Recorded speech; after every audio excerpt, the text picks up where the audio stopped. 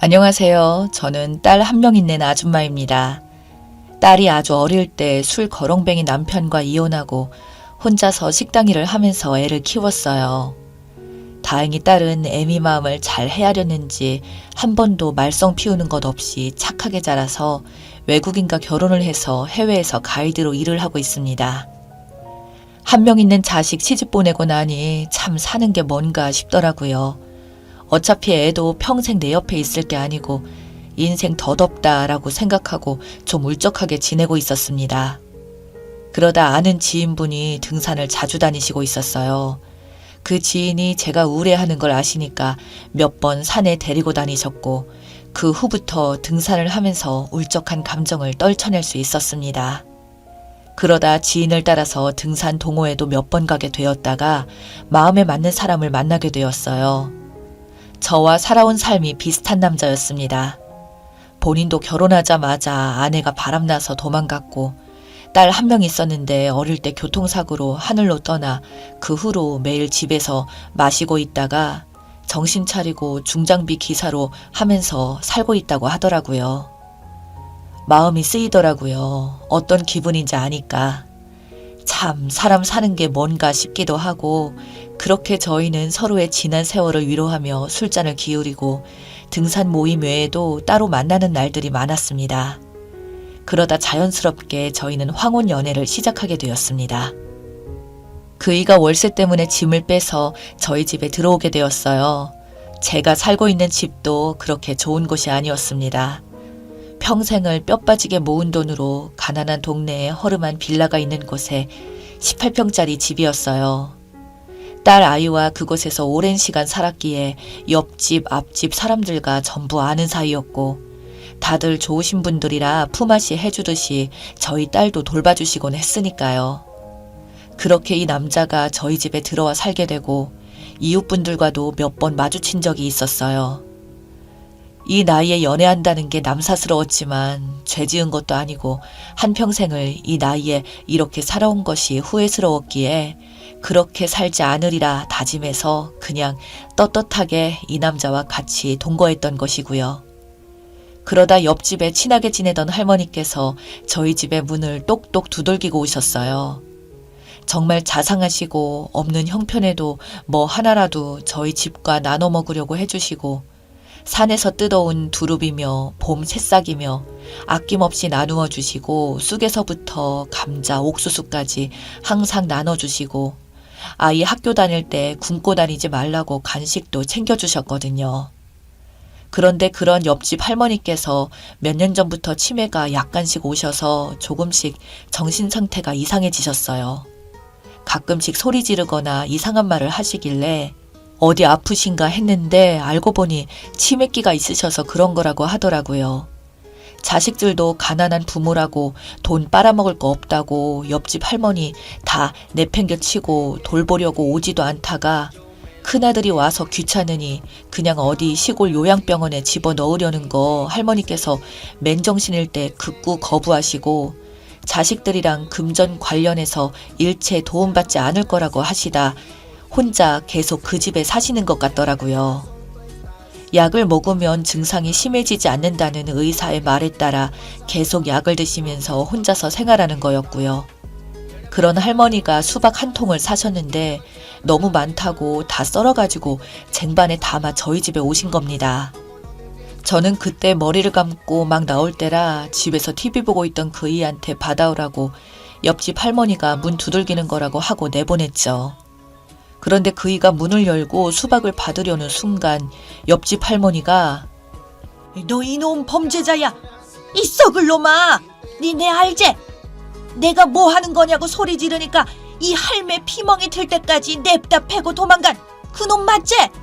내가 경찰에 신고할 거야! 하면서 소리를 지르고 무서워 부들부들 떨며 도망가시는 겁니다. 그이는 아니 이 할매가 뭔 말이고 이게 누가 누구 보고 범죄자래. 남자면 다 범죄자야? 할매 치매야? 생사람 잡네 이 사람이 진짜. 라고 엄청 화를 내는 겁니다. 생전 그런 모습은 처음이었어요. 저도 깜짝 놀라서 머리 말리다 말고 냅다 현관으로 나가는데 옆집 할머니가 너무 놀라서 도망가시려고 발을 헛디뎠고 계단 뒤로 떼굴떼굴 넘어지신 겁니다. 빌라라서 계단 폭이 굉장히 높고 바닥에 돌보라 더 딱딱해서 다치면 큰일 나는데 그곳에서 할머니가 고꾸라져 넘어지신 것이었어요. 머리에서는 피가 철철 나고 할머니는 기절하시고 그이는 황당해서 아무것도 못하고 있고 저는 너무 무서워 손에 든 휴대폰으로 119를 불렀습니다. 할머니는 바로 그 자리에서 응급실에 실려갔고요. 저는 옆집 할머니가 너무너무 걱정되어 발을 동동 구르고 있었는데 그이는 차마 해서는 안 될 말을 하더라고요. 저 할매 노망났나? 어디서 누가 누구 보고 범죄자래? 아니 뭐 성추행범이라더니 그런 악마라느니 말도 안 되는 헛소리를 짓거리다가 골로 간 거지. 하나도 안 불쌍해. 뭐 대한민국은 노인이라고 헛소리해도 다 참고 대우해줘야 하나? 그냥 콱 하늘나라로 갔으면 좋겠네. 저런 할망구는 빨리 저승 가는 게 대한민국 살리는 일이야. 아유, 내가 손 안 올린 거 다행으로 알아야지. 라면서 진짜 너무 욕을 하더군요. 제 앞에서는 한 번도 그런 모습을 보인 적이 없는 그이였는데 다친 할머니 앞에서 세상에 그런 말이 가당키나 하나요? 저는 너무 황당스럽고 어이가 없어서 그이한테 말했습니다. 당신 왜 말을 그렇게 해? 지금 제정신이야? 뭐? 빨리 저승 갔으면 좋겠다고? 당신한테는 처음 보는 할머니일 수 있겠지만 나한테는 우리 딸 손녀처럼 돌봐주신 귀하고 감사하신 분이야. 그렇게 빼쩍 마르고 몸도 안 좋으신데 나 먹으라고 무거운 수박 잘라서 쟁반에 썰어 오시고 그렇게 주려고 하다가 이 꼴 나신 건데 적당히 해. 진짜 당신 정 떨어진다. 난 당신 이런 사람인지 몰랐어. 할머니 아프니까 사람 보고 착각해서 그런 말 할 수도 있는 거지. 그거 보고 아파서 누워있는 사람한테 저승 가버리라고 말하는 게 정상이야? 정말 다시 보인다. 당신 정 떨어져. 라고 하고 그 일을 눈으로 흘긴 뒤 저는 할머니가 계신 병원으로 갔습니다. 다행히 할머니는 머리에는 큰 이상이 없었고 아주 경미한 뇌진탕 증상이 있어서 하루 정도 입원을 해서 살펴봐야 한다고 하더라고요. 귀 뒤쪽에서부터 왼쪽 머리 위 관자놀이 부분까지 찢어져서 그 부분을 봉합한 상태였고요. 할머니가 마취랑 약 기운에 쓰러져 잠들어 계셨습니다. 저는 할머니한테 너무 죄송스럽고 아까 할머니가 범죄자 어쩌고 한 이야기가 무슨 말씀인지 조금 더 구체적으로 듣고 싶기도 하고 여러모로 걱정되는 마음에 집에 안 가고 할머니 곁을 지켰어요. 그렇게 몇 시간이 지나자 할머니가 조금씩 눈을 뜨고 물을 찾으시더라고요. 저는 괜찮으세요? 머리 안 아프세요? 라고 걱정을 했습니다. 할머니는 눈을 뜨고 저를 보시자마자 엄마야, 엄마야 하면서 말씀하시더라고요. 내가 치매기가 있어서 네가 안 믿을 거라는 거 안다. 내 며칠 전부터 아랫집애한테 네가 남자 만난다고 데리고 산다는 거 들었다. 궁금하기도 하고 수박도 주고 싶기도 해서 너 고집 들렸는데 내 깜짝 놀랬다. 몇 년 전에 우리 집에 도둑 들고 우리 집에 경찰 오고 난리 났지 않냐. 여튼 우리 아랫집 빌라 사람들은 다 아는 긴데 몇 년 전에 한 새벽에 요 앞 사거리에서 하도 가슴이 답답해서 바람 쐴 겸 나갔는데 그 대형 비닐 안쪽에서 여자 비명소리가 들리는 기다. 내가 여자가 뭐 저렇게 빽빽 소리 지르나 무서운 일이 있나 싶어서 그쪽으로 가봤는데 덩치 큰 남자가 여자랑 실랑이를 벌이고 있는 기라. 처녀는 미친 듯이 울고불고 발악을 하고 있고 내가 깜짝 놀라서 지팡이로 그 사내 놈을 막 찌르고 욕하고 꺼지라고 했지. 근데 그 남자가 어디서 할매 주제에 참견이냐고 하면서 발로 나를 쓰러뜨리고 진짜 미친 듯이 밟는 기라. 그때 내가 손등에 핏줄이 터져서 퉁퉁 붓고 입술도 찢어지고 눈도 붓고 어휴 말도 아니었다 이가. 그때 네가 딸내미 먼 일 때문에 잠깐 집을 비워서 몰랐을 수도 있는데 그때 내가 그 처녀랑 같이 겨우 경찰서에 신고해서 그 남자 잡고 얼굴도 그때 똑똑히 보고 고소도 했다.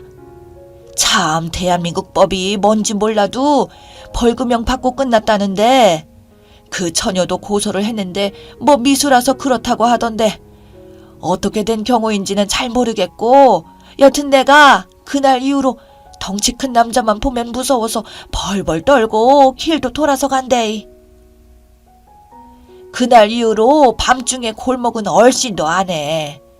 근데 그 남자가 너고 집에 있는 기라. 그 남자가 네 애인이라는데 내가 안 놀라고 백이나. 심장이 쿵 내려앉고 식은땀 삐질삐질 나면서 하늘이 노래지는데 그냥 그렇게 정신 잃고 꼬꾸라진 기다. 라고 하면서 이야기를 꺼내는 겁니다. 저는 깜짝 놀라서 그게 정말이냐고, 착각하시는 거 아니냐고 정말 많이 수차례 물었죠. 믿겨지지 않는 상황이었기에 저는 바로 그이한테 전화를 했습니다. 전화를 수십 통 걸어도 안 받길래 저는 문자로 이 모든 상황을 말했습니다. 정말 할머니 때린 거 맞냐고, 몇 년 전에 한 여자한테 나쁜 짓 하려다가 미수에 그친 거 맞냐고 막 따졌어요. 그이는 문자도 없고 그냥 아무 연락도 없었습니다. 전화기는 계속 꺼진 상태였고요. 저는 할머니 퇴원할 때까지 옆에 있다가 모시고 같이 집에 들어갔어요. 할머니가 본인 집에 소장이랑 그날 조사한 거랑 그 남자 이름이랑 다 있다고 해서 보여주신다고 하면서요. 그런데 정말 할머니 말씀이 맞았습니다. 그 남자가 맞았어요. 저는 소름이 끼쳐서 몸에 힘이 쫙 빠지더라고요. 알겠다고 잠깐만 몸 좀 추스리고 오겠다고 하면서 옆집 할머니 집에서 나와 저희 집으로 향했는데 저는 집에 들어가자마자 털썩 주저앉았습니다. 온 집안에 물건이 다 흩어져 있었고 서랍이란 서랍은 전부 나와 있었어요. 그리고 제가 중요한 물건들을 놓는 창고 안쪽은 전부 파헤쳐져 있었고 냉장고 문도 전부 열려 있었습니다. 다행히 중요한 물건을 놓는 장롱 안쪽에서 없어진 거는 크게 없었어요. 제가 며칠 전에 문서 정리를 싹 하고 도장이랑 그런 것도 전부 작은 가방으로 옮겨뒀었거든요. 그 남자가 한 짓이었습니다. 그리고 식탁 위에는 소름 끼치는 쪽지가 남겨져 있었습니다. 야 이년아, 그 할매가 살린 거다 라고요. 세상 다정하고 둘도 없는 남자인 것처럼 행동한 그 남자가 소름 끼치는 범죄자였고 그 사람한테 먼저 당했던 옆집 할머니가 기적처럼 그 남자를 마주하게 되고 그 남자의 실체를 저한테 알려준 거였어요. 저는 너무 놀라서 바로 경찰한테 전화해 신고를 했고 같이 등산 다녔던 언니한테도 이 말을 했습니다. 이 언니도 이 남자를 알고 있었거든요. 언니도 너무나 놀라면서 자기도 지금 연락 안 된다고 잠적하고 도망간 것 같다고 이 남자 다른 등산 동호회에서도 회장한테 1,000만 원 빌리고 지금 연락 안 돼서 난리 났다고 하더라고요. 원래부터 아주 질이 떨어지는 그냥 밑바닥에서 굴던 그런 쓰레기였는데 동호회에 들어와 깨끗한 척 하면서 사람 골탕 먹이려고 했던 사람이었던 거죠. 저는 정말 너무너무 소름이 몸에 쫙 끼치면서 무섭더라고요. 경찰한테 신고했고 없어진 물건 몇 개 때문에 아직도 수사 중이지만 지금까지 잡히지 않았습니다. 나이는 64세이고 박문영이라는 이름을 쓰고 있는 남자예요.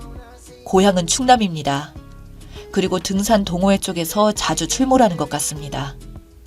이 남자 지금 어디서 또 저 같은 순진한 사람한테 뒤통수 치고 그러는지 모르겠지만 여러분들 조심하세요. 저는 집 팔고 이사라도 가고 싶은데 워낙 낡은 집이라 집이 나가지도 않고 오랫동안 살아온 곳이기에 쉽사리 움직이기가 쉽지 않네요. 저는 정말 옆집 할머니가 없으셨다면 이 세상에 없었을 수도 있었겠구나 싶네요. 하여튼 여러분 조심하시고 세상에 이런 일도 있다는 것을 알려드리고 싶어서 이렇게 사연 보냈습니다. 읽어주셔서 정말 감사합니다.